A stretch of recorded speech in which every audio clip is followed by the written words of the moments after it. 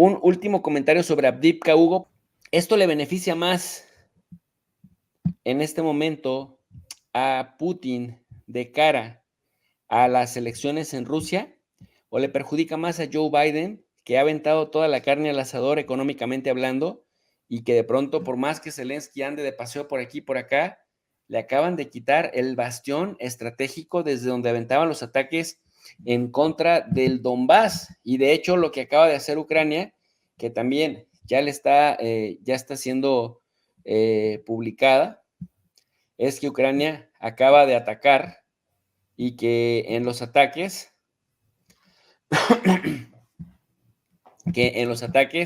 Rusia ha detenido 33 ataques con drones en Belgorod y en algunas otras ciudades. Parece ser que, decimos en México, en las patadas de ahogado, Ucrania dice, bueno, perdimos a Avdiivka, pero aquí les vamos a seguir dando de todas formas para llevar una sopa de su propio chocolate. ¿Quién pierde más? ¿Quién gana más? ¿Gana mucho Putin con esto de Avdiivka o es la narrativa que están construyendo en Occidente para no aceptar la derrota paulatina irreversible? Bueno, los sistemas de inteligencia de Estados Unidos saben muy bien lo que está pasando en territorio. Los europeos también reciben mucha información de aquello. Hay muchos espías en el territorio y el presidente Putin incluso se jactó de decir en su entrevista que habían muerto muchos especialistas estadounidenses y británicos allí, pero muchos son espías. Entonces saben muy bien cuál es el tiempo. Están llevando el timing de toda la situación y de los avances. Ellos sabían de la ofensiva rusa desde hace mucho más antes. Están tratando de llevar este tema del presupuesto, ¿no? De los 60,000 a los 47,000, 45,000. Hay que decir y tomar en consideración algo que no lo teníamos en el mapa, pero que quiero que el público lo sepa. En Estados Unidos, además de lo que mencionamos, porque esto va correlacionado, ¿no? Ustedes dirán, pero ¿por qué hablan ustedes de Estados Unidos si la guerra es entre Ucrania y Estados Unidos? Entre Ucrania, perdón, y Rusia. Porque Estados Unidos, específicamente el año pasado, quería o buscaba el ejército tener nuevos reclutas, como 80,000 nuevos reclutas, y no consiguió ni 45,000. Estados Unidos está quedando sin soldados. Necesitan tener para todas las bases militares a nivel mundial más de 1 millón de efectivos en distintas áreas, en distintas ramas, pero se le están jubilando muchos y muchos jóvenes no están queriendo entrar, ingresar al ejército porque ven un amigo, ven un primo que perdió la mano, perdió el pie en Afganistán, en Irak, en Siria, o que se fue a combatir.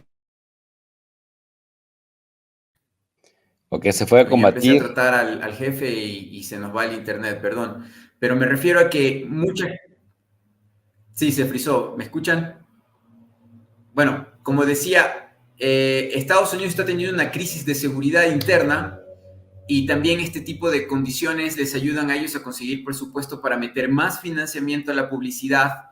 De esos 47,000 millones de dólares, estoy más que seguro, porque no se hace una auditoría realmente de dónde se va ese dinero, ¿no? Mucho va para armamento de las grandes compañías de las que hemos hablado antes, pero el ejército de Estados Unidos necesita dinero porque se ha vuelto un pozo sin fondo, un agujero negro, en donde necesita recursos por todos lados. Se está convirtiendo en un verdadero peso pesado dentro de la estructura del gobierno de Estados Unidos. Recordemos que Estados Unidos no tiene seguridad social pública, no tiene salud pública, no tiene universidades públicas como tal, y casi todo su presupuesto, todo lo que gana de riqueza a través del tesoro, se va mayormente para el ejército, va una pequeña cantidad para escuelas y colegios y para algunas obras públicas, pero más allá de eso, casi todo el dinero se va en guerra o en el Departamento de Defensa, de Seguridad. Entonces es muchísimo dinero y aún así necesitan aún más. Eso es para mencionarlo en primer lugar. En segundo lugar, el tema de que Avdiivka ocurre algo muy distinto a lo que se vio en Bakhmut y en otros territorios también generales. Se han cambiado la estructura de inteligencia del gobierno en la guerra de Rusia. Ellos han logrado adaptar muchísimo en muchas formas y oportunidades. Y si bien Bakhmut tenías el grupo Wagner y tenías toda esta estructura que, hay que decirlo en cierta manera, era corrupta, lo que hizo el dueño de Wagner en su momento, que se le dio una oportunidad gigantesca para hacer muchas cosas, de repente se le quita, se inventa este tema de la revolución de Wagner y se lo quita del juego a Wagner, que había tenido mucha participación y mucha suciedad. Bakhmut fue un problema, fue muy complicado, se alargó mucho la batalla, etcétera, etcétera.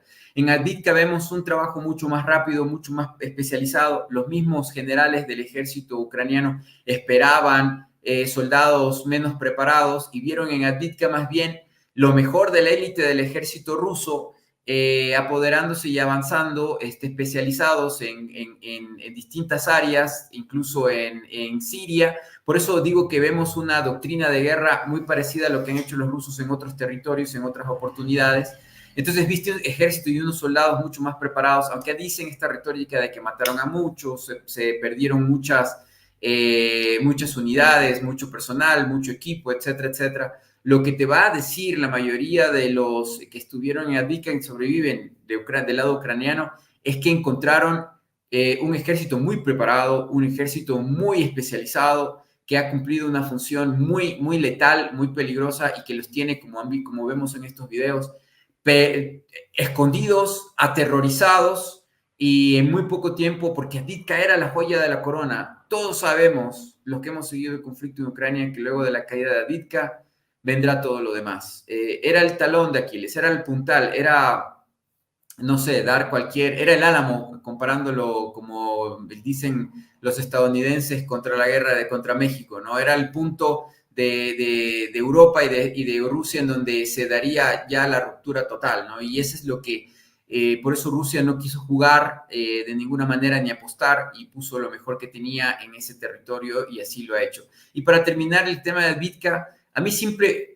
me parece impresionante que un país que tiene las armas nucleares, que tiene el equipo ofensivo para destruir tres países, Inglaterra, el Reino Unido, Francia y España en un solo golpe, a mí me parece impresionante que un país como ese prefiera usar una guerra, un conflicto y estrategia, como usted bien menciona, de guerras del siglo pasado, y que se desgaste en soldados, en equipo, en infantería, en artillería, cuando tranquilamente pudiera haber borrado del mapa todo el oeste de Ucrania,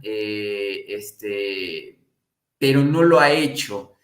Y tiene una paciencia, me refiero al gobierno de Rusia y a su área militar, tienen una paciencia impresionante, muy difícil de entender para un americano que quiere todo rápido y ya condensado.